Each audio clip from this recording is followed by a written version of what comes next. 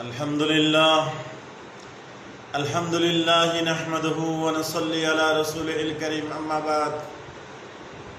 मेरे अजीज़ भाई बुजुर्ग दोस्तों, अल्लाह जल्ला जलालुहु व अम्मन वालुहु व असंख्य मेहरबानी फजल करम एहसान যিনি আমাদেরকে সুস্থ রাখছেন, হায়াত দান করছেন, আলহামদুলিল্লাহ।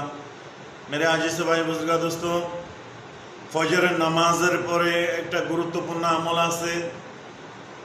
সে যে একটা গুরুত্বপূর্ণ আমল ফজরের সময় আর ফজরের ফরজ নামাজের পরে আর মাগরিবের ফরজ নামাজের পরে যে ব্যক্তি আদায় করবে, ওই ব্যক্তি আল্লাহ তাআলা কবরের মধ্যে এবং ওই আল্লাহর নেক বান্দা কবরে যাওয়ার পরে যখন কেরামন কাতিমিন যখন তার ওই ব্যক্তির থেকে যখন সওয়াল জবাব করবে, তখন ওই ব্যক্তির অন্তর মধ্যে কোনো বই থাকবে না।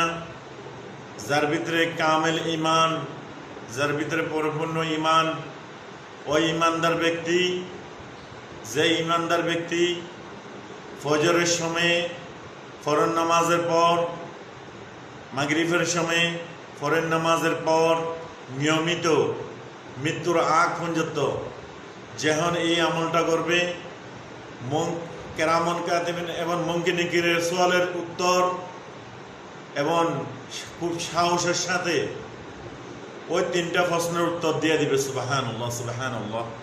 মেরে আজিজ ভাই বুজুর্গ দোস্ত, এই জন্য আল্লাহ তাআলা সবসময় আমাদের কল্যাণ চায়, আল্লাহ তাআলা সবসময় আমাদেরকে জান্নাতের দিকে আহ্বান করে। এই জন্য গুরুত্বপূর্ণ আমলগুলা নবীর মাধ্যমে শিখাই দিয়েছেন, তাকে কোনো বান্দা যেন জাহান্নামে না যায়। মেরা আজিজ ভাই বুজুর্গ দোস্ত, আল্লাহ তাআলা আমাদেরকে খুবই মায়া করে দয়া করে আমাদেরকে সৃষ্টি করছেন। আমাদেরকে জাহান্নামের জন্য সৃষ্টি করে নাই। আমাদের এরকম হাতের কামাই, আমাদের এরকম আমরা পাপ করার কারণে, নাফরমানি করার কারণে জাহান্নামে আমরা নিজেরা যাইতে আসি, কিন্তু আল্লাহ তাআলা তো চায় না যে বান্দা জাহান্নামে যাক। এরকম আল্লাহ তাআলা কখনো চায় না।